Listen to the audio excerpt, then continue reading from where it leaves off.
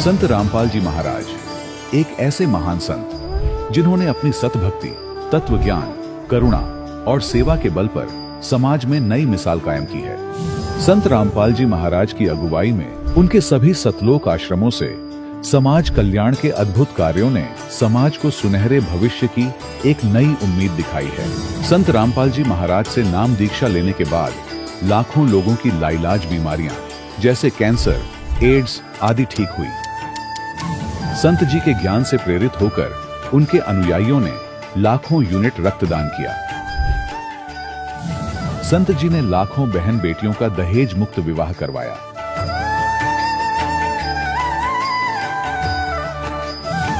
संत जी ने लाखों लोगों का नशा छुड़वाया, करोड़ों उजड़े परिवार बसे। संत जी के आश्रमों में समागम के दौरान निःशुल्क नेत्र चिकित्सा, दंत चिकित्सा प्रदान की जाती है। संत रामपाल जी महाराज द्वारा समय समय पर पर्यावरण संरक्षण के उद्देश्य से बड़े स्तर पर वृक्षारोपण किया जाता है। संत जी ने जरूरतमंदों को तत्काल राहत पहुंचाने के लिए एम्बुलेंस सेवा शुरू की। संत जी अपने अनुयायियों को देहदान के लिए प्रेरित करते हैं, जिससे मानवता की सेवा और चिकित्सा क्षेत्र में सुधार हो सके। संत रामपाल जी महाराज के सभी आश्रमों में हर रोज निःशुल्क भंडारा आयोजित किया जाता है, जहां हर वर्ग, हर जाति और हर धर्म के लोग एक साथ बैठकर भोजन करते हैं।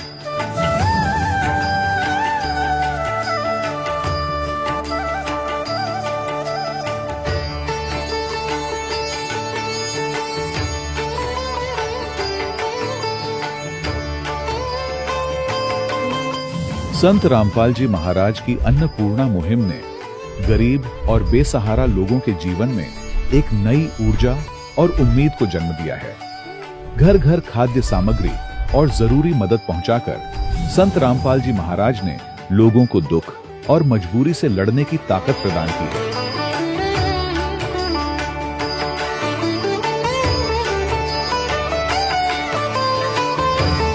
संत रामपाल जी महाराज द्वारा गरीब लोगों के लिए घर बनवाने का अद्भुत कार्य एक ऐसी मिसाल कायम कर रहा है जो सदियों सदियों संत जी की उदारता और दया भावना के तौर पर जाना जाएगा।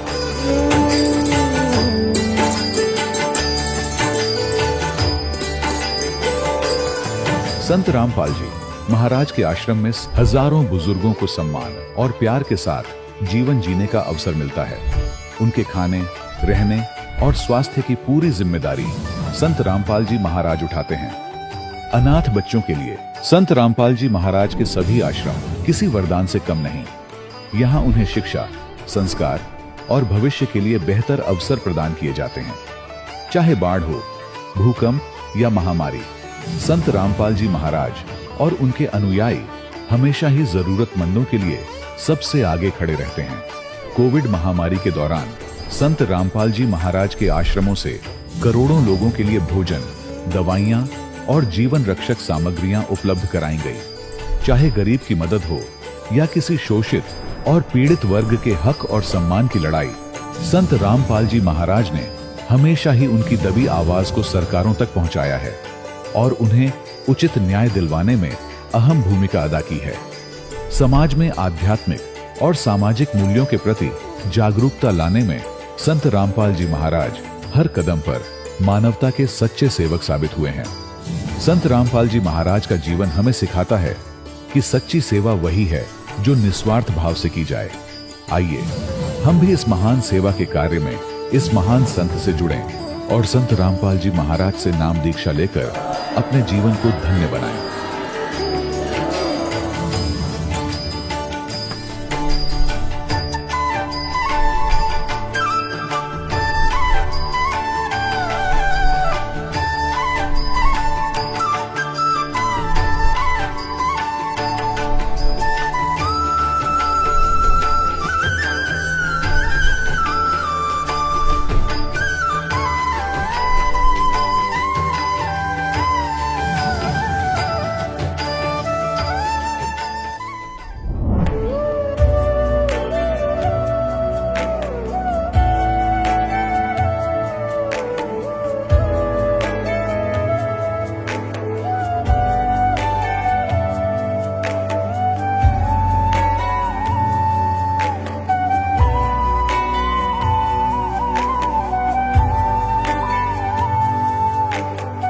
गीता अध्याय 15 के श्लोक 16-17 में 3 प्रभु बताए हैं।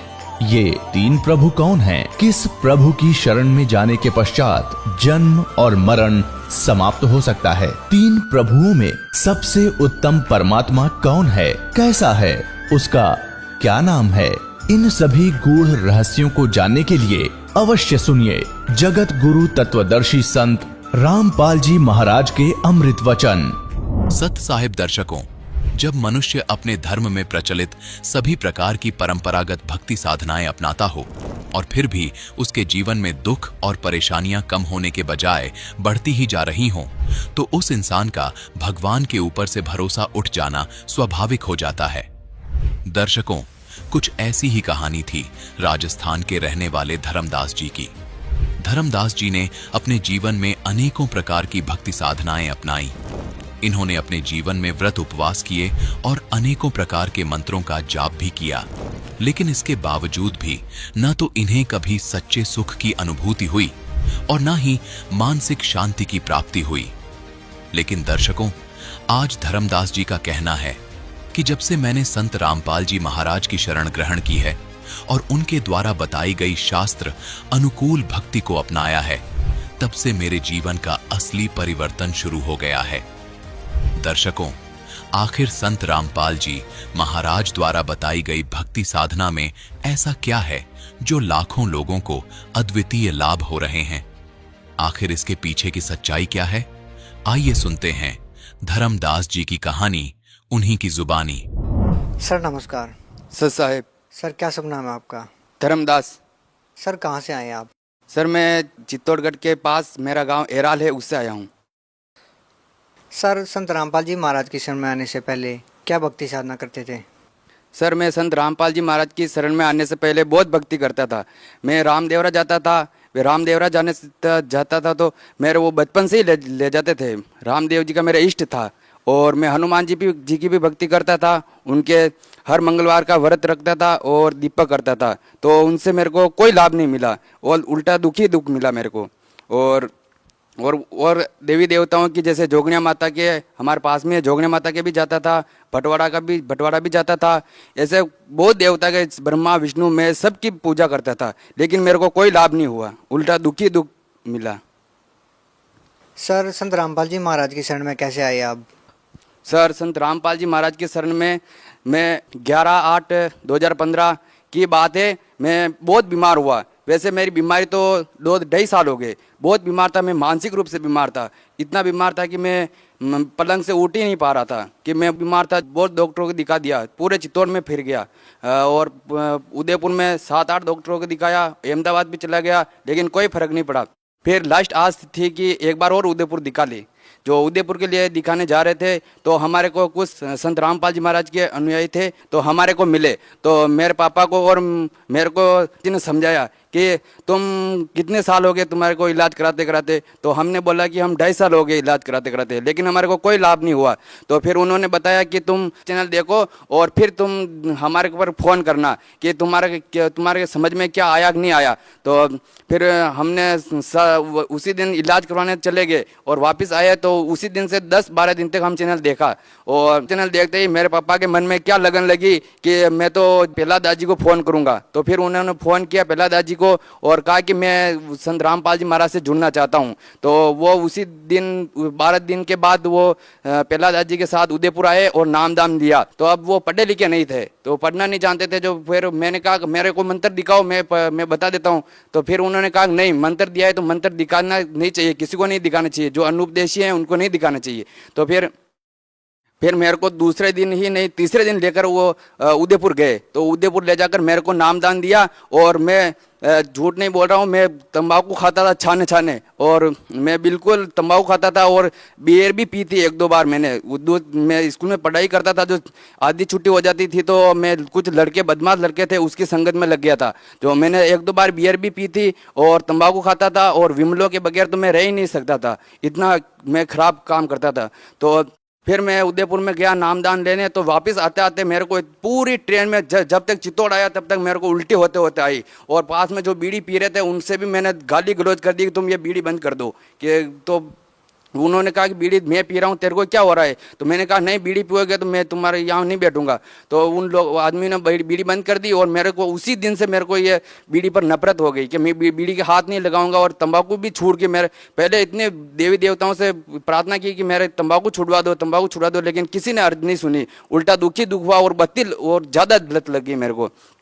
तो मेरे तंबाकू छूट गई, शराब छूट गई, मैं अच्छा हो गया। और जो मेरे मेंटल प्रॉब्लम थी, मानसिक रूप से बीमार था, वो मेरे को देख लो ना कि 10 दिन में ही मेरे फर्क पड़ गया और अब मैं 80% स्वस्थ हूँ। तब तक मेरे तो मुंह पे जो मेरे गोली ली थी अहमदाबाद से गोली दवाई ली थी, ट्रीटमेंट लिया था, तो उससे गोली लेने से वो रिएक्शन कर गई थी, जो पूरे मुंह पर फुंसी फुंसियाँ हो गई थी। जो मैं कम से कम 3 महीने तक मैं घर से बाहर नहीं निकला। जब मैं सोच के लिए जाता था तो सुबह 5 बजे जाता था और शाम को 8 बजे जाता था, बिल्कुल पूरे दिन घर पर ही रहता था। तो इसलिए मैं 3 महीने तक घर पर ही रहा और बाहर निकलने का नाम नहीं लिया। और बाहर निकलूंगा कैसे, मेरा मुंह दिखाने जैसा नहीं रहा मैं, ऐसा हो गया था। तो संत रामपाल जी की कृपा हुई और मैं आज स्वस्थ हूँ और मैं आज आपके सामने ये हूँ। सर, संत रामपाल जी महाराज से नाम दीक्षा लेने से पहले आप नशा करते थे, आप अस्वस्थ रहते थे, फिर नाम दीक्षा लेने के बाद आप ठीक हो गए, स्वस्थ हो गए। तो आप भगत समाज को क्या संदेश देना चाहते हैं? मैं तो उन भक्तों को यही संदेश देना चाहता हूँ कि आप अपना सतलोक आश्रम में जाओ और अपना नामदान करवाओ और उनसे गुरु दीक्षा लो और अपने लाभ पाओ। क्योंकि मैं जिस स्थिति से निकला हूँ वो शायद कोई ऐसा ही बच्चा होगा जो निकल पाया होगा। क्योंकि मैं इतना पीड़ित था कि मैंने तो आस ही छोड़ दी थी कि ज़िंदगी से मैं मर जाऊंगा, शायद मेरी बचने की कोई आस नहीं थी। मैं तो मेंटल रूप से केवल पत्थर ही नहीं फेंके, मैंने तो ऐसी स्थिति हो गई थी, केवल पत्थर ही नहीं फेंके, ऐसा पागल हो गया था।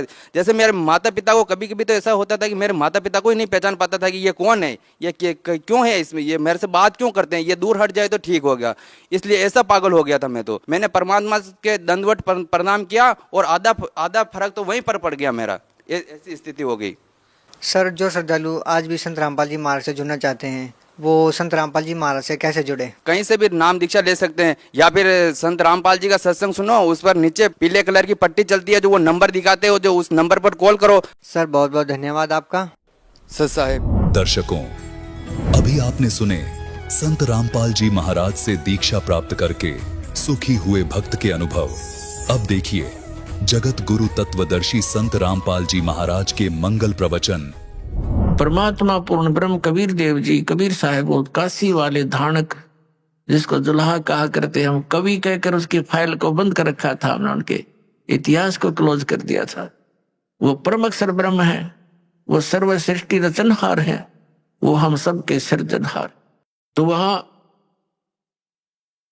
गरीबदास साहिब जी के सामने अपनी समर्था दिखाते हैं। धर्मराज से कहा कि खबरदार जे तूने मेरे किसी हंस का, जिसने मेरे संत से, मेरे द्वारा, मेरे रिप्रेजेंटेटिव, मेरे द्वारा भेजे संत से उपदेश प्राप्त प्राणी का तूने अकाउंट भी नहीं ले करना, उसका लेखा जोखा भी नहीं करना तूने, खबरदार जो उसको पकड़ लाया है तो।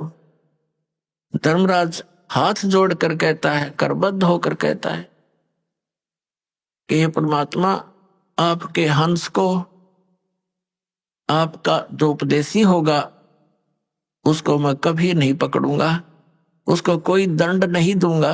धर्मराय दरबार में दे कबीर तलाक, मेरे भूले चुके हंस को तू पकड़िए मत कजाक। बोले पुरुष कबीर से धर्मराज कर जोड़, और तुमरे हंस को पकड़ो नहीं, मन 2 ही लाख करोड़। आपका जो हंस होगा मैं कभी उसको नहीं पकड़ूंगा, ना उसको दंडित करूंगा। और फिर उसने कहा कि परमात्मा, जब तक आपकी शरण में ये जीव नहीं आता तब तक इसके पूर्व जन्म के संचित पाप कर्म मेरे पास विद्यमान होते। हे प्रभु, अब मेरे कागजों में वो स्टैंड करते हैं और यहाँ का नियम है जैसे कोई कर्म करेगा वो भोगने पड़ेंगे।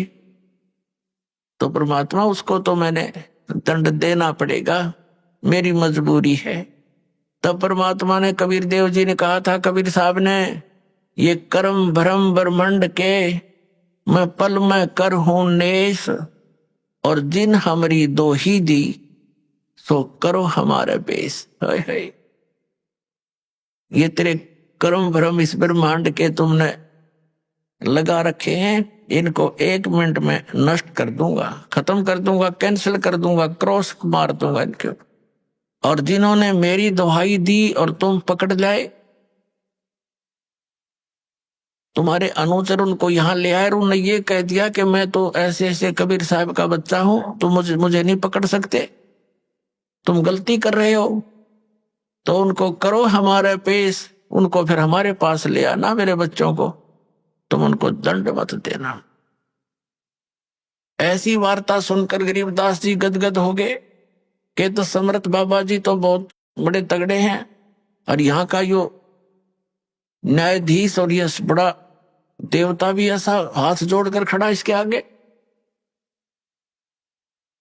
तो फिर आगे अपने लोक में ले गए परमात्मा।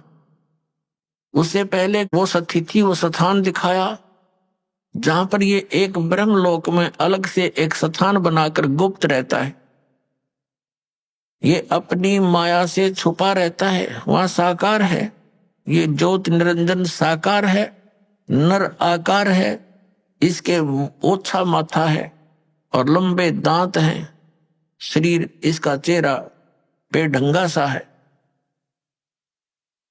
और फिर परमात्मा ने इसका दूसरा स्थान दिखाया जो 21वें ब्रह्मांड में, जहां ये तपस्या पर भून कर 1 लाख प्राणियों का आहार करता है, सूक्ष्म शरीर से गंध निकाल कर खाता है, और जीव मरते नहीं, वो कर्म अनुसार अपना अन्य शरीर प्राप्त कर लेते हैं। फिर उसे परब्रह्म के यानी अक्षर पुरुष के लोक में प्रवेश किया।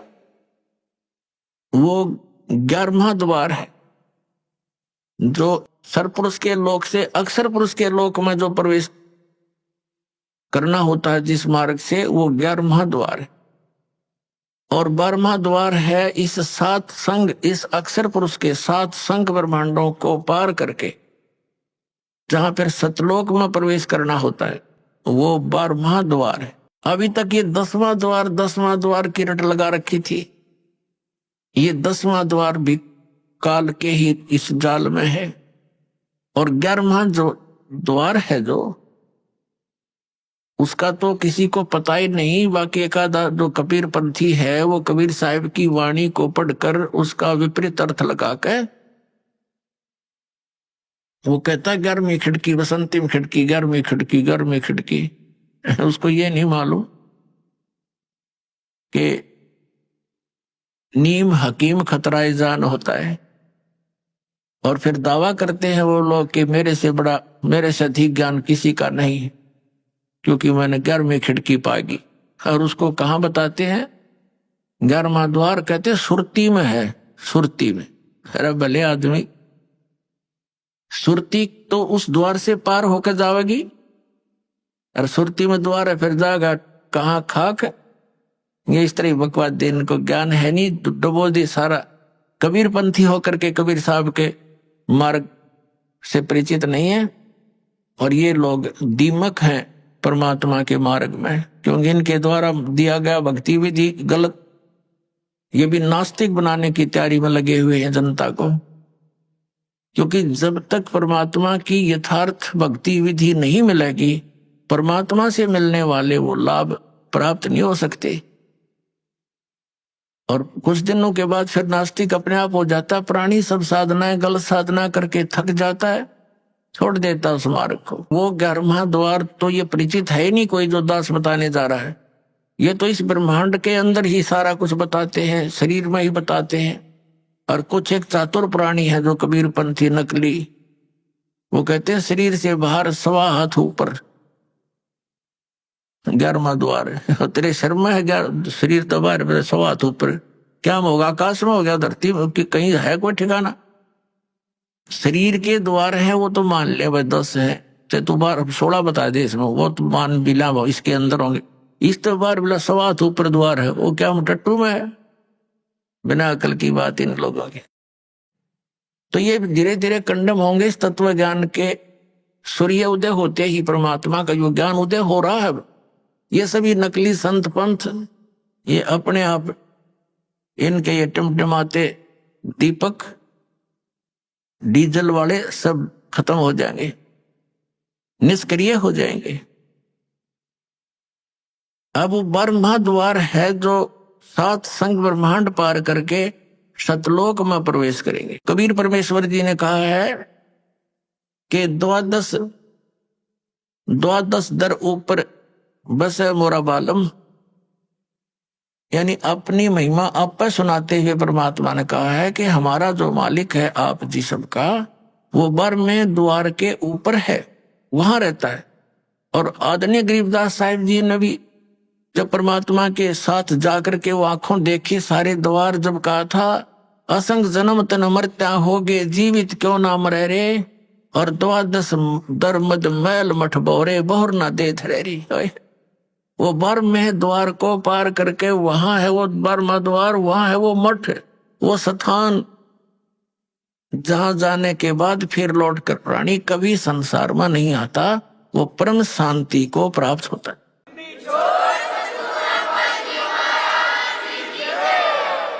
जब बर में द्वार को पार करके सचखंड सतलोक में प्रवेश किया, आदरणीय गरीबदास साहिब जी के शरीर का नूर 16 सूर्य जितना प्रकाशमय हो गया। और क्या देखा, वो जिंदा महात्मा के रूप में परमात्मा जा रहे थे। उस परमेश्वर ने अपने रूप को, अपने तेज को छुपाया हुआ था, और दूसरे रूप में वो वही कबीर परमात्मा अपने अन्य रूप में एक बहुत बड़े सिंहासन पर तख्त ये अपना लकड़ी का नहीं, तख्त होता है जैसे राजा लोगों की राजगद्दी को तख्त बोला करते थे कि फलाना राजा इतने सन में तख्त पर विराजा था, तख्त पर बैठा था, यानी गद्दी पर बैठा, कंट्रोलर की सीट पर समझ लो तख्त। तो वहां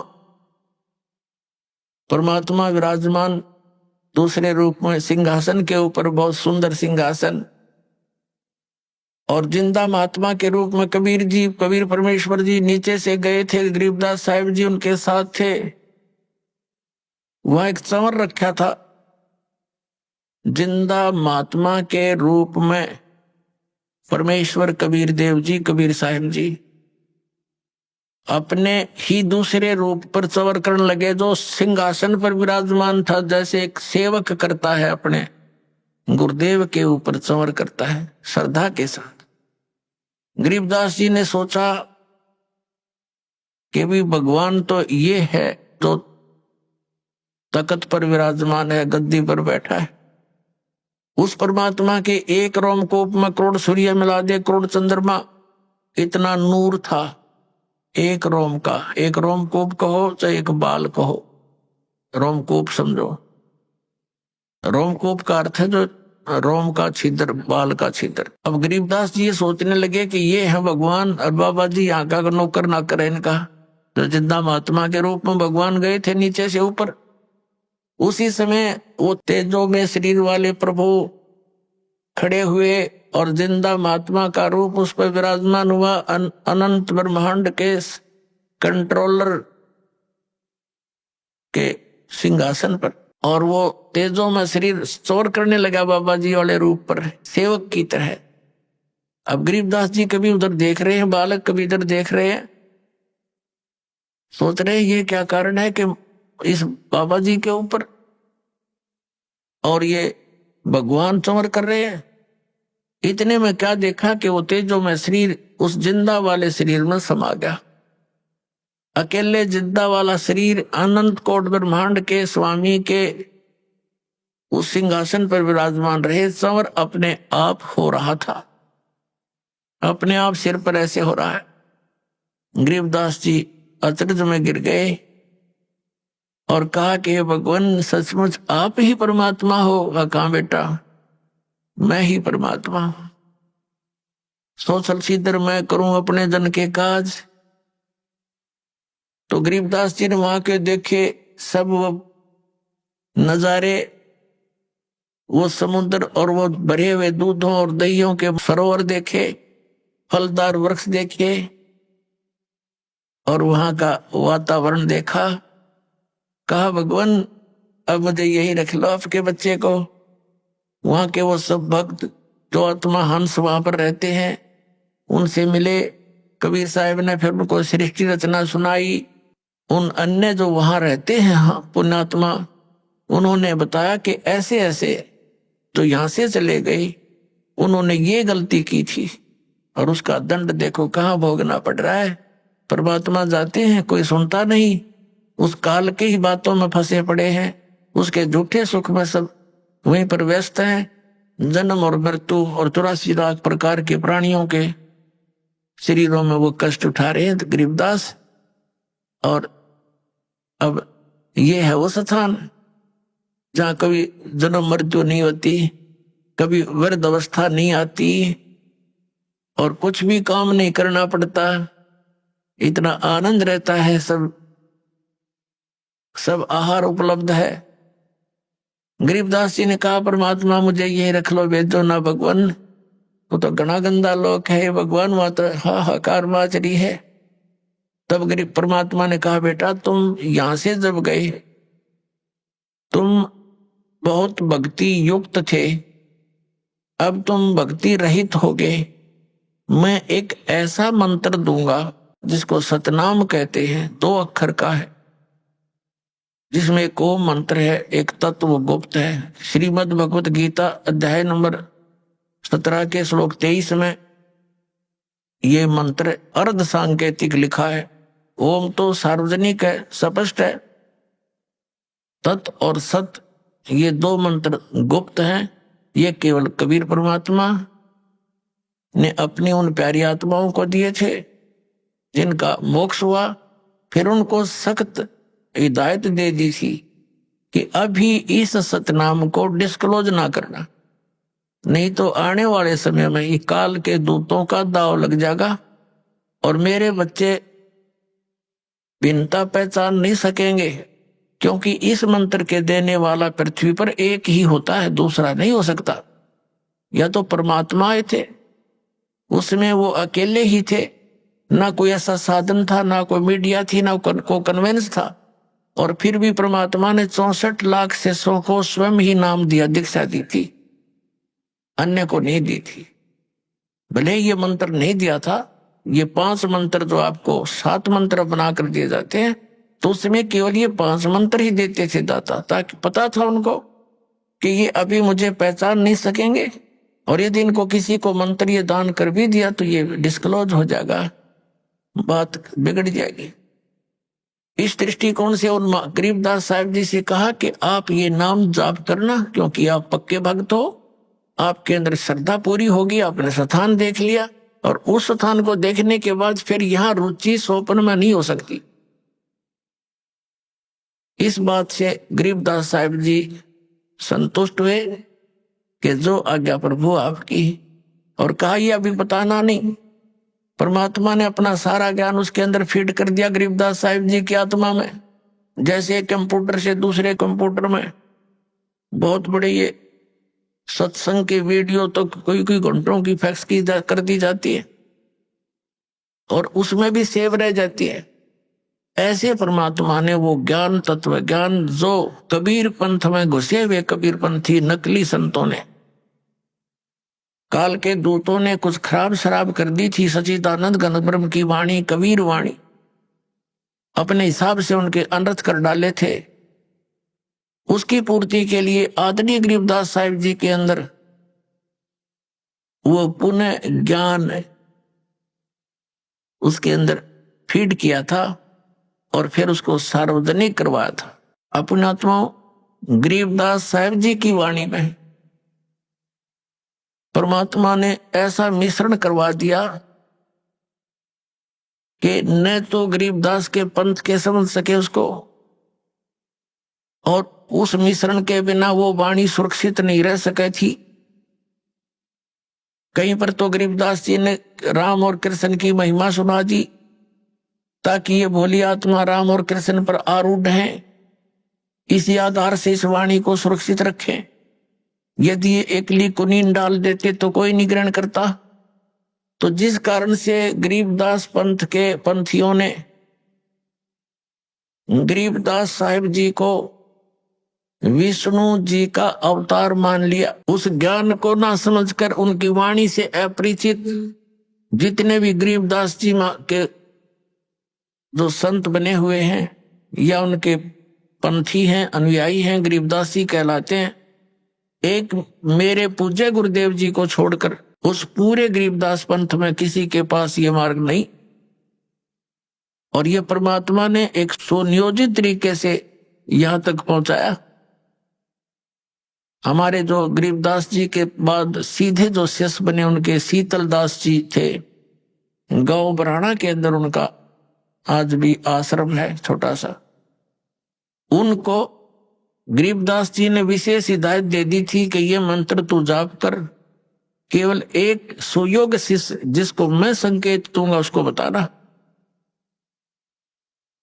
तो गरीबदास जी ने स्वप्न में उनको संकेत दिया और दूसरा उनका जो शिष्य अधिकारी था उसको बताया कि इसको देना और उसको यही बोल देना कि और किसी को नहीं बताएगा। ऐसे ही चलते चलते मेरे पूज्य गुरुदेव जी के पास ये केवल इस गरीबदास पंथ से एक ही कड़ी आई है, ये सत्कर मान लेना। और उन्होंने इस दास को फिर ये भेद दिया, ये ज्ञान दिया। मेरे पूज्य गुरुदेव जी के बहुत से शिष्य थे, कुछ साधु भी बने हुए थे, लाल कपड़े रंग कर भी रहते थे। उनको भी आदेश नहीं दिया नाम देने का, केवल इस दास को, दास तो एक सर्विस करता था, यही था मैं हरियाणा के अंदर इस नहर महकमे के अंदर। और जब दास की पता नहीं उन्होंने क्या देखा इस दास के अंदर, स्पेशल मुझे कहा था कि ये नाम तू दिया करेगा, सत्संग कर और अकेला मत समझना, परमात्मा तेरे साथ रहेंगे और विश्व में तेरे समान पृथ्वी पर कोई संत नहीं होगा।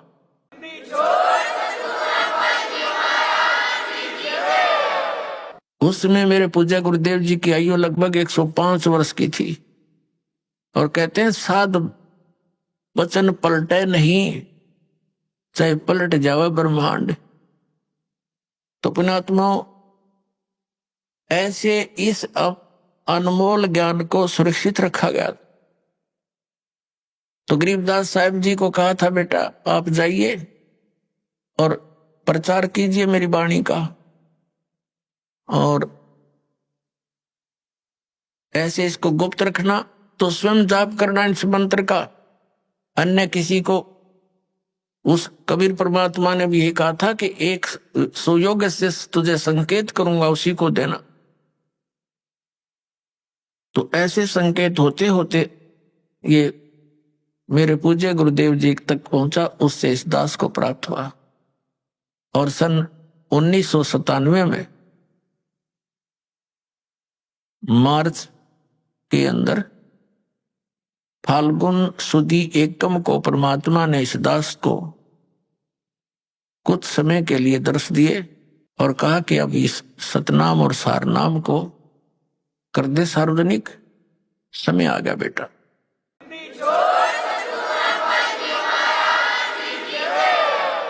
अपनात्माओं, गरीबदास जी महाराज को परमात्मा ने कहा कि आप जाओ बेटा वापस और इस सतनाम का जाप करना, तुम जल्दी ही भक्ति के धनी बन जाओगे। तुम्हारा जितना भी हानि हुई है इससे वो अक्षति पूर्ति हो जाएगी। फिर उसकी महिमा बताई है परमात्मा ने, जो गरीबदास जी ने परमात्मा कबीर जी से सुने हुए ज्ञान को कैसे बताया है कि सतनाम पालड़े रंग होरी हो, 14 लोक चढ़ावे राम रंग होरी हो, 3 लोक पासंग धर रंग होरी हो, तो ना तुले तुलाया राम रंग होरी हो। सतनाम के एक श्वास की कीमत पुण्यात्माओं कितनी है? एक सतनाम के श्वास, उस श्वास से एक कंप्लीट मंत्र की कमाई बन जाती है। जैसे आप एक मंत्र श्वास से बाहर छोड़ते हो, दूसरा अंदर लेते हो, ये एक कंप्लीट जाप हो गया सतनाम का। कई भक्त असमंजस में पड़े रहते हैं। ये एक मंत्र समझो कि बस स्टार्ट जिससे किया, अंत दूसरे पे हो गया। बस ये एक मंत्र हो गया। इसकी कितनी कीमत है? आप तो बालक को, आपको पता नहीं। ये वहां डिपॉजिट होने लग रहा है आपका परमात्मा के सच्चे दरबार में। कि एक परमात्मा कबीर साहब ने बताया है, गरीबदास साहिब जी के माध्यम से ये ज्ञान दिया है कि एक तराजू के एक पलड़े में, ताखड़ी के बैलेंस अंग्रेजी में कहते हैं इस तराजू को, एक पलड़े में कहते हैं सतनाम का एक सिमरन की कीमत रख दे, वैल्यू। और फिर कहते हैं दूसरे पलड़े में 14 लोक रख दे। ये 14 लोक कौन से? ये ब्रह्मा जी का लोक, विष्णु जी का लोक, शिव जी का लोक और दुर्गा का लोक, ब्रह्म लोक, और ये और नीचे के अन्य लोक 6 लोक अलग हैं। 7 है वैसे, लेकिन ये पाताल लोक अलग से इन 3 लोकों में गिना जाता है। पृथ्वी लोक, स्वर्ग लोक और पाताल लोक। एक महास्वर्ग है, एक धर्मराज का लोक, और ये 88,000 खेड़े हैं। इस तरह के ये 14 लोक हैं, जैसे गोलोक, भूलोक, भूलोक, इस तरह 14 लोक बनते हैं कुल मिला के। तो क्या बताया कि 14 लोक तो एक तरफ और 100 सतनाम की कीमत एक तरफ पालड़े में, और 3 लोक पासेंगदर है। ये पूरी पृथ्वी, पाताल और स्वर्गलोक, जिसको इंद्र का लोक कहते। इन तीनों लोकों की तो किसमें गिनती ही नहीं है। अब पासेंग क्या होती थी? पहले तराजू आया करती, देसी टाइप। अब भी है, गांव में होंगी मेरे ख्याल में। अब भी वैसे भी है, लोहे की होगी। पहले लकड़ी की डंडी होती थी, अब लोहे की जंजीरें होगी। पहले रस्सी बंदी होती थी उन पालड़ों के, तो उसमें हाथ से तोला करते थे।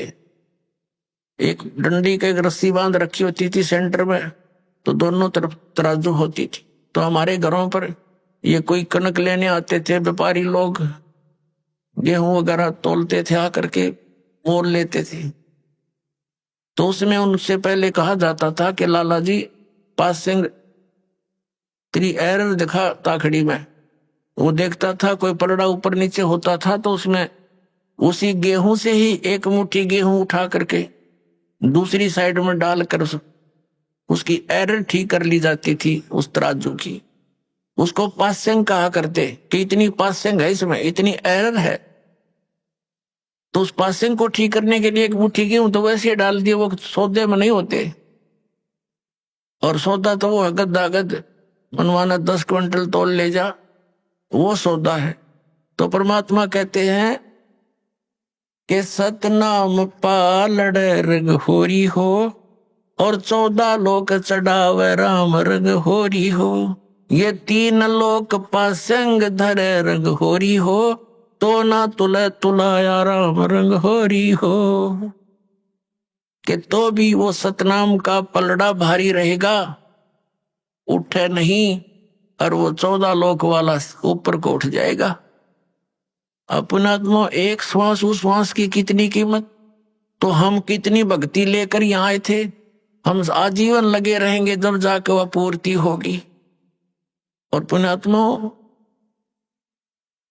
क्योंकि हम अपनी भक्ति कमाई को यहाँ वेस्ट घड़ी करते हैं, इस करके हम जल्दी सटोर नहीं हो पाती।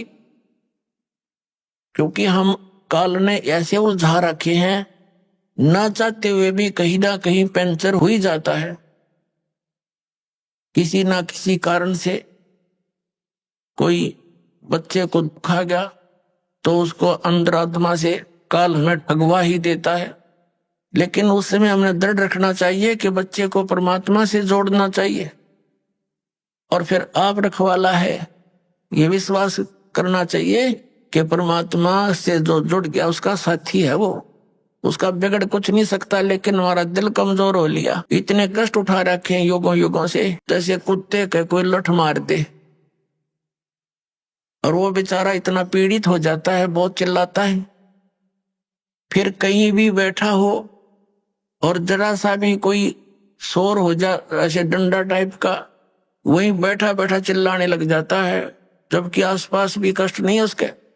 तो हम इतने दुखी हो चुके हैं युगों युगों से, हम इतने भयभीत हैं कि ना जाने पता क्या बिजली गिरेगी इस बच्चे पे, क्या हो जाएगा भगवान। तो हम डरते रहते हैं और हम उस डर के कारण अपनी भक्ति को भी उसमें कुछ ना कुछ डिवाइड कर ही देते हैं। जैसा भी है अब लगे रहो, एक दिन ऐसा आएगा आपका सारी समझ में आ जाएगी और फिर भगवान उनका रखवाला दिखाई देगा आपको। तो इस प्रकार हम अपनी भक्ति का नाश गणा करते हैं, आशीर्वाद दे देते हैं, किसी के सिर पर हाथ रख दिया, आपके कोई चरण छुए, सिर पर हाथ रख दिया, आपकी गई पूंजी ढेर सारी। क्योंकि जिसके अंदर कुछ है वही तो दे सकेगा। अब पहले ये रिवाज कैसे चलाई थी इस काल में, क्योंकि हमारे दादे परदादे और पिछले चलो देखो पूर्व जन्म के जितने भी हमारे पीढ़ियां या महापुरुष हुए हैं, वो बहुत भक्ति युक्त होते थे, उनके वचन फल जाते थे और वो क्या करते थे, अपने बच्चों को आशीर्वाद देते थे, भगवान करे तेरे नू हो जा, भगवान करे तेरे नू हो जा, और ऐसे होगा तेरा तू दूसरे पोता हो, तुझे पुत्र हो। तो ऐसे वो अपनी पूंजी को नष्ट कर देते थे, अपनी ट्यूब से दूसरे में हवा भरते रहते थे। अब ना तो उनकी ट्यूब काम की रही, ना आपने भी कंडम कर दी, दोनों खड़े हो गए। उसकी विधि है कि उसकी हवा भरने के लिए अलग से व्यवस्था है, वो वहीं से हवा भरवाई जाए। तो समझदार को संकेत ही बहुत होता है। अपना आत्मा गरीबदास साहिब जी को ऊपर ये सब दिखाया दाता ने। उधर से क्या हुआ कि गरीबदास साहिब जी के जो साथी पाली थे,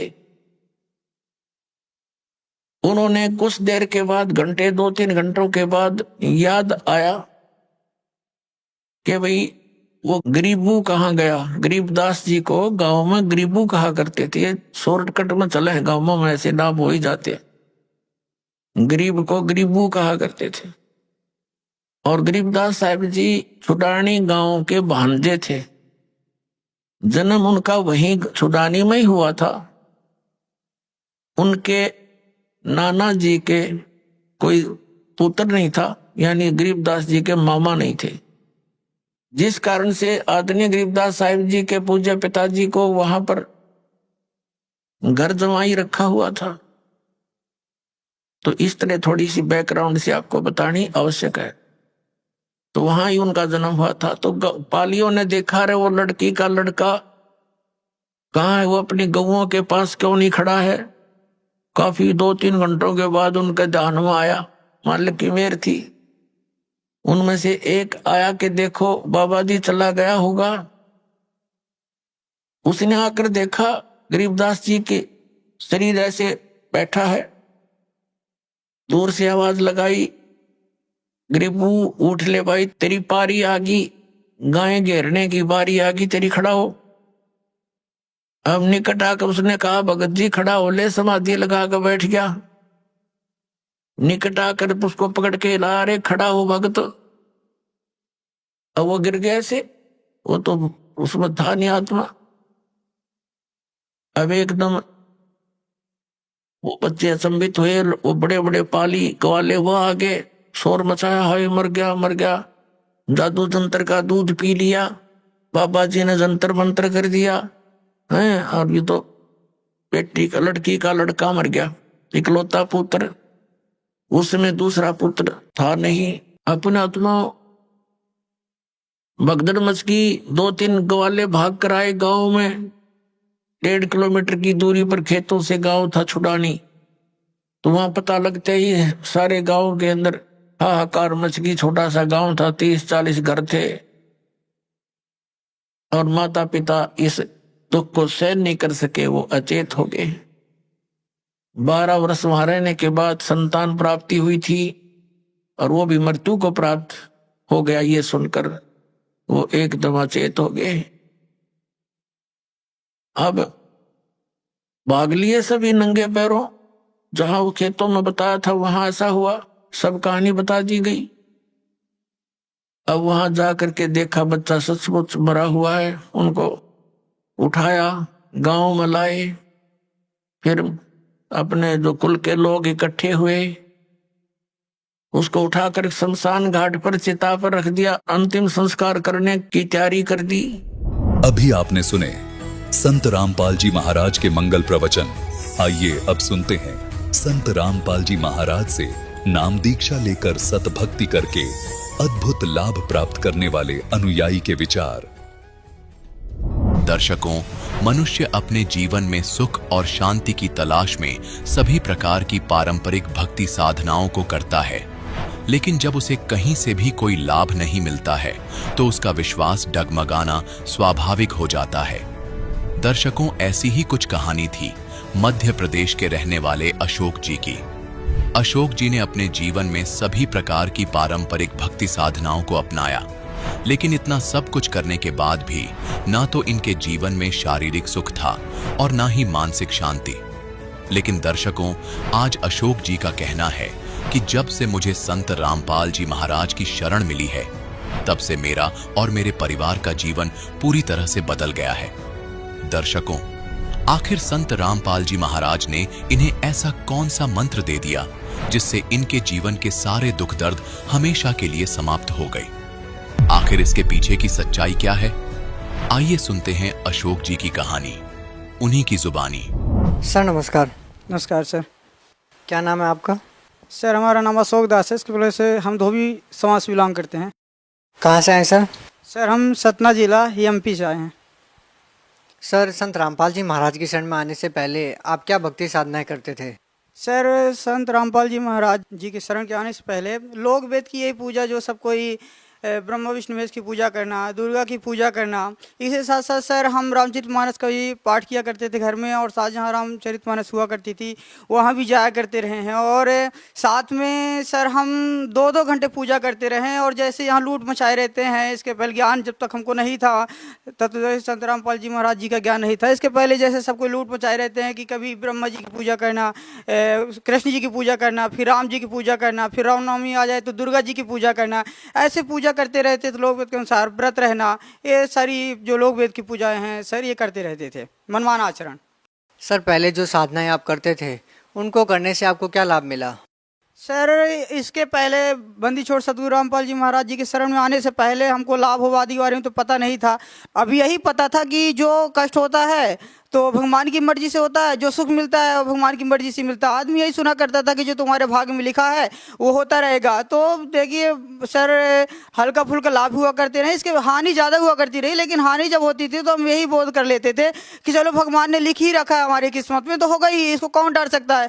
लेकिन पढ़ाई करते थे सर, साथ में पास हो जाना, अच्छे नंबरों से आना, स्कूल में सब बच्चों से आगे आना, तो सोचते थे ये भगवानों की मौज है, ये ब्रह्मा विष्णु महेश हमारे ऊपर मौज कर रखा है, दुर्गा ने मौज कर रखा है। तो सर लाभ हो तो नहीं होते थे, यही छोटे मोटे लाभ होते रहते थे। तो लाभ तो कम, हानि ज़्यादा हुआ करती थी सर। सर, जैसा कि अभी आपने बताया कि जो भाग्य में लिखा होता है वही मिलता है, तो फिर सर भक्ति को करने से क्या लाभ है? सर शास्त्रयुक्त भक्ति करने से तो लाभ, बहुत बड़ा लाभ है सर। देखिए शास्त्रों में बताया गया है, वेदों में इतना बताया गया है कि परमात्मा आपके भाग्य को भी मिटा सकता है। परमात्मा कहते हैं कि राई को पर्वत करे, पर्वत से फिर राई। परमात्मा इतने समर्थ शक्ति होते हैं कि वो राई को पर्वत के समान कर सकते हैं, पर्वत को राई कर सकते हैं। तो भगत जी शास्त्रों में लिखा हुआ है कि परमात्मा तो कर्म के जो भाग होते हैं उसको काट सकता है। और इतना तक है कि वेदों में लिखा हुआ है कि परमात्मा आपको, यदि तत्वदर्शी संत रामपाल जी महाराज जी की कृपा से आप सद्भक्ति करेंगे, शास्त्रों के साथ भक्ति करेंगे, तो आपकी मृत्यु भी टाल सकता है। शास्त्रों में बताया जाता है या लिखा हुआ है कि भक्ति करने से सभी भक्तात्मा जो भक्ति करते हैं परमात्मा की, तो उसे जो आंखों को, जो बिना आंख वाले होते हैं, जैसे अंधों को आंख दे सकता है, निर्धन को धन दे सकता है, जिनके औलाद नहीं होती उनको औलाद दे सकता है। मतलब कहने करते कि शास्त्र से भक्ति करेंगे सर तो भगवान इतना समर्थ है कि आपके सारे आते जो सारे कष्ट आते हैं अपने जीवन में वो सबको समाप्त कर सकता है। सर, आप संत रामपाल जी महाराज की शरण में कैसे आए? सर जब हम छोटे थे तो पढ़ा करते रहे हैं, गुरु गोविंद दोऊ खड़े काके लागू पाए, बलिहारी गुरु आपनो गोविंद मिलाए। तो इसमें पता चलता था गुरु की महिमा बताई जाती है। और साथ में गीता जी में बताया जाए अध्याय 4 की श्लोक में 34 में कि अगर आपको परमात्मा को पाना है, मोक्ष कराना है, तो तत्वदर्शी संत की तलाश करिए। तो एक दिन क्या था कि हमको सत्संग सुनने का बहुत ही शौक था, टीवी में DTH में लगा के हम सत्संग सुनते रहते थे, सभी संतों का सत्संग। तो एक दिन क्या था कि परमात्मा की रजा रही होगी, छेड़ते छेड़ते परमात्मा का चैनल लग गया और परमात्मा उसी समय गीता जी का ज्ञान बता रहे थे, दिखा रहे थे उसमें, और बता रहे थे कि जो ब्रह्मा विष्णु महेश रजगुण सदगुण तमगुण की जो भक्ति करते हैं इनका पूर्ण मोक्ष नहीं हो सकता है। या कि उसमें अध्याय 7 के श्लोक नंबर 12 से 15 में क्लियर किया हुआ है कि रजगुण सदगुण तमगुण अर्थात ब्रह्मा विष्णु महेश की जो भक्ति करते हैं वो मूर्ख लोग होते हैं, दूषित कर्म वाले लोग होते हैं और ये कभी सुख को प्राप्त नहीं कर सकते। तो सर हमें बड़ा झटका लगा। और दूसरी तरफ से रजगुण सदगुण आदि के बारे में थोड़ा बहुत ज्ञान था, तो हमें आनंद भी हुआ कि ये तो सच बता रहे हैं भाई। जब गीता क्या कि आज तक अपने हिंदू धर्म में या किसी भी धर्म को अपने अपने शास्त्रों को मानते हैं, तो हमारे हिंदू धर्म में सबसे ज़्यादा सर गीता का सम्मान होता है, गीता को मानते हैं, साथ में वेदों की मानते हैं। तो जगत गुरु तत्वदर्शी संत रामपाल जी महाराज गीता जी दिखा रहे थे। अब गीता जी में जब ये दिखा रहे थे अध्याय 7 श्लोक 12 से 15 पढ़ा रहे थे, तो हम देखे तो हमको तो सही है। तो हम अब क्या था कि गुरु बनाने की ललक हमें बहुत थी कि भाई गुरु बिना मोक्ष नहीं हो सकता, बिना गुरु के भगवान को नहीं पाया जा सकता, तो गुरु बनाना ही था हमको। तो आत्मा से हमारे निकला कि तो गुरु तो ये है, ये शास्त्र की भक्ति कराते हैं। और आज तक हमने जितने संतों को देखो तो अपनी कहीं सुनी बताते हैं, सिर्फ न तो इनके पास कोई शास्त्र सामने रहता न कोई ग्रंथ सामने रहता, ये सिर्फ अपनी बताए जाते हैं और भजन आदि गवा गवा के ताली बजवा बजवा के समय बिता देते हैं। और जगत गुरु तत्वदर्शी संत रामपाल जी पहले संत ऐसे हैं कि शास्त्रों को उंगली रख रख पढ़ा रहे हैं। तो सर फिर हम लगातार देखने लगे सत्संग, और सत्संग हमें समझ में आने लगा और खुशी भी हुई। तो आत्मा से हमने सोच लिया कि अब गुरु इन्हीं को बनाया जाएगा। और साथ में सर एक बात और, उसमें तब नीचे पट्टी चलती थी एक, तो उसमें लिखा रहता था कि निःशुल्क ज्ञान गंगा मंगवाए। तो उसमें भी हमें बड़ी खुशी हुई कि एक विश्व में ऐसे पहले संत हैं कि सारे संत तो पैसे में बेचते हैं और ये निःशुल्क देते हैं। तो सर उसी दिन हम नंबर नोट किए और मैसेज कर दिए, तो ज्ञान गंगा भी आई, साथ में हम सत्संग सुनते रहे और साथ साथ हमें बड़ी खुशी होती रही। और समय से सर हम लेकर के मतलब एक्स्ट्रा समय लेकर के आके बैठ जाते थे। और उस दिन से फिर भक्ति में जो अदर लोग वेद की हम भक्ति करते थे तो इतना जल्दी समझ नहीं आते, तो हल्का मतलब कम हो गई वो भक्ति, कम करने लगे। और कुछ दिन ऐसा समय आया कि फिर सर हम जैसे देखे थे फरवरी में, फिर मार्च में हम रामपाल जी महाराज के शरण में आ गए थे। सर संत रामपाल जी महाराज से नाम दीक्षा लेने के लिए कुछ नियमों का पालन करना होता है, सर वो नियम कौन से हैं? जगत गुरु तत्वदर्शी संत रामपाल जी महाराज जो नियम बताते हैं वो एक मनुष्य के लिए, एक अगर आपको मोक्ष कराना है, भक्ति करना, तो नियम पालन करना ही चाहिए। कहा जाता है कि आप पढ़े लिखे लोग हैं और घर घर लोग पढ़े लिखे हैं, चाहे उनकी पूरी फैमिली भले ही ना पढ़ी हो, लेकिन उस फैमिली में 2-4 लोग ऐसे मिल ही जाएंगे जो पढ़े हैं, चाहे बालक पढ़ा हो, चाहे आप स्वयं पढ़े हो, चाहे आपका भाई पढ़ा हो, लेकिन पढ़े हैं। तो पढ़ी लिखी फैमिली के लिए चाहिए कि देखिए आप देखिए नशा आदि ना करना। परमात्मा एक देश सुधारक समाज सुधारक का काम करे, उसमें एक नियम लागू कर दिया कि कोई नशा नहीं करना, नहीं करवाना है, क्योंकि पाप करना और करवाना दोनों ही एक ही समान है। भाई पाप करो या करवाओ, दोनों एक समान है। तो परमात्मा कहते हैं नशा करने वाले को भी भगवान की भक्ति करने में मोक्ष प्राप्त नहीं कर सकते। एक ही नियम परमात्मा नशा करने के लिए मना करते हैं, किसी प्रकार का नशा नहीं करना। दूसरी बात आगे परमात्मा बताते हैं कि हमें चोरी नहीं करना और किसी प्रकार जारी नहीं करना, किसी का सामान नहीं उठाना और किसी को बेफालतू दान नहीं देना। मतलब जो एक भक्त समाज को, एक पुण्यात्मा को भक्ति करने के लिए एक नियम चाहिए, जिसको मनुष्य के लिए उसे वो एक मर्यादा के लिए जो मनुष्य की एक मर्यादा होती है, वो मर्यादा के अंदर परमात्मा कुछ नियम बताते हैं। उन नियमों का ही पालन करके हम परमात्मा को पा सकते हैं और परमात्मा द्वारा प्राप्त जो लाभ परमात्मा देते हैं उसको प्राप्त कर सकते हैं। संत रामपाल जी महाराज ने जो भक्ति विधि आपको बताई है उसको करने से आपको क्या लाभ मिले? सर जगत गुरु तत्वदर्शी संत रामपाल जी महाराज जी के शरण में जाने के बाद हमें तो जैसे कि एक अपना जो अध्यात्म का लाभ होता है, तो सबसे बड़ा लाभ तो ये हुआ सर कि हमें ज्ञान हो गया कि जगत गुरु तत्वदर्शी संत रामपाल जी महाराज के शरण में आने पर हमारा मोक्ष होगा। अगर हम परमात्मा के बताए हुए नियम पर डटे रहेंगे, उनके बताए हुए नियम और साधना पर हम भक्ति करते रहेंगे तो हमारा मोक्ष होगा। दूसरी बात देखिए भगत जी, सांसारिक लाभ भी होता है। सांसारिक लाभ में हमें एक बार क्या था कि हम टीचिंग का काम कर रहे हैं, तो साथ में हम लोग फील्ड में घूम रहे थे, तो कम से कम 10 फीट दूर में हमारी बाइक खड़ी थी और बाइक में हम लोग सवार थे। पीछे से एक ट्रैक्टर आ रहा था और ट्रैक्टर का शायद ब्रेक फेल रहा होगा, जो भी, जैसे ड्राइवर भी सही नहीं था उसका, तो उसने सिर्फ एक बार बोला कि भाई हट जाओ, और उसने ना ब्रेक लगाया कुछ नहीं। तो हम परमात्मा की कृपा थी कि वो सीधे हमारे बाइक के ऊपर ट्रैक्टर को चढ़ा दिया, और ट्रैक्टर चढ़ भी गया। हम पता नहीं कि कितना जल्द, जो कि 10 फीट दूरी में रहा होगा ट्रैक्टर, और हम बहुत ही जल्द हम दोनों लोग उतर गए गाड़ी से, और गाड़ी हमारी गिर गई और गाड़ी टूट गई। हो सकता है कि अगर मालिक की बंदी छोड़ सतगुरु रामपाल जी महाराज जी की कृपा ना होती तो हम लोग भी शायद जिंदा न बचते। तो ये लाभ हुआ। और अभी कुछ दिन ही पहले परमात्मा, हम सीलिंग को साफ कर रहे थे सीढ़ी में चढ़ करके, तो सर सीलिंग से हम पता नहीं कैसे ऐसे बैठे थे, झाड़ू ऊपर झाड़ रहे थे, वहाँ से गिर गए। जो सीढ़ी है हमारी लोहे की वो टेढ़ी हो गई, लेकिन बंदी छोड़ सतगुरु रामपाल जी महाराज जी की शरण में हमारे कोई चोट नहीं आई। हम उठे, बंदी छोड़ सतगुरु रामपाल जी को दंडवत किए, और लाख लाख परमात्मा को देखिए, कह तो नहीं सकते, धन्यवाद तो कर नहीं सकते, लेकिन मालिक से अरदास किए कि हे मालिक, इस कुत्ते को आपने बचा लिया। और भी बहुत लाभ, भगत जी ऐसे भी कुछ लाभ होते हैं जो आदमी को पता नहीं रहता। कहते परमात्मा के संत शरण में आने से आई टड़ी बलाए, जो मस्तक में सूली हो तो कांटे में डर जाए। सर ये संसार में तो कष्ट आते ही जाते रहते हैं, और बंदी छोड़ पता भी नहीं चलने देते कि तुम्हारे जो भाग्य में है, तुम्हारे ऊपर जो कष्ट आने वाला है, उसको परमात्मा बिना पता कि यही कुछ ऐसे जो कष्ट है वो काट करके हमें सुख प्रदान करवाते हैं, लाभ देते हैं। जब आप सतलोक आश्रम में संत रामपाल जी महाराज से नाम दीक्षा लेने के लिए गए, तो सर क्या वहाँ पे जातिगत भेदभाव होता है, या अमीर गरीबी, छोटा बड़ा, इस तरह के भेदभाव होते हैं? सर आश्रम जाने से हमें वहाँ वास्तविकता पता चली कि वास्तव में जाति पाति नहीं होती भक्ति मार्ग में। सबका जो पिता है एक ही है, सबका परमेश्वर कहते हैं, सबका मालिक एक है तो एक ही है। वहाँ हम सब भाई भाई रहते थे, एक समान रहती, वहाँ कोई जाति पात नहीं था, कोई भेदभाव नहीं था। वहाँ आपस में बहुत बड़ा प्रेम था सर। जो उतना प्रेम तो हम लोगों को घर में नहीं मिलता था, आसपास पड़ोसी में नहीं मिलती जितना प्रेम वहाँ मिलता है।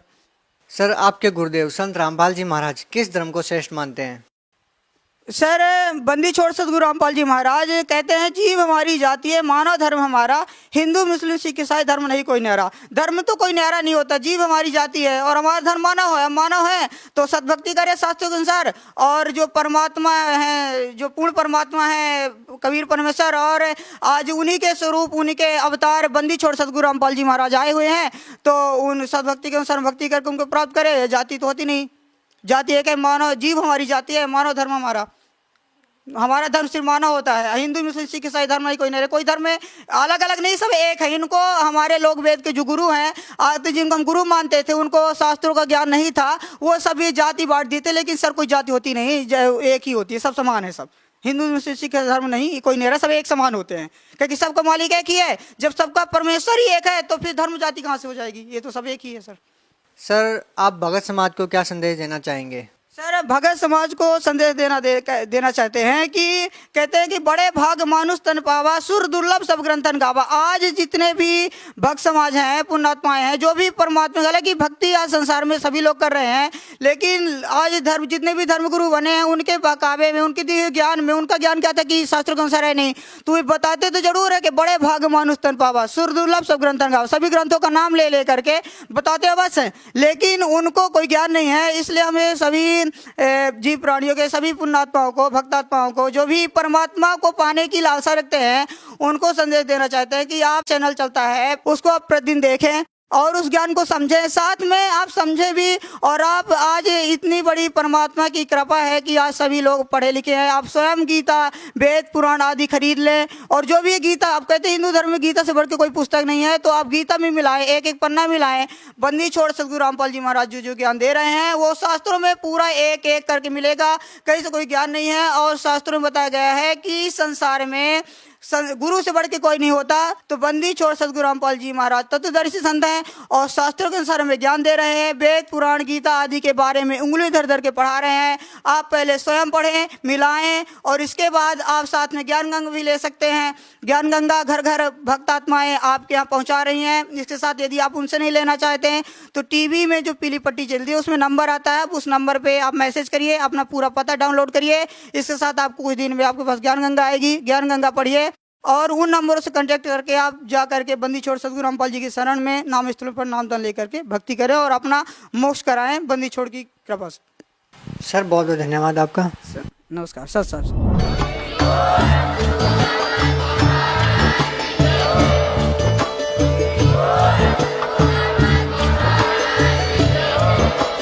आप सुन रहे थे जगत गुरु तत्वदर्शी संत रामपाल जी महाराज जी के मंगल प्रवचन। अधिक जानकारी के लिए विजिट कीजिए हमारी वेबसाइट www.jagatgururampalji.org। संत रामपाल जी महाराज जी के शुभ आशीर्वाद से पूरे विश्व भर में 500 से भी ज्यादा नाम दीक्षा केंद्र हैं, जिन पर संत रामपाल जी महाराज जी द्वारा ऑनलाइन निशुल्क नाम दीक्षा दी जा रही है। अपने नजदीकी नाम दीक्षा केंद्र का पता करने के लिए संपर्क करें 8222880541।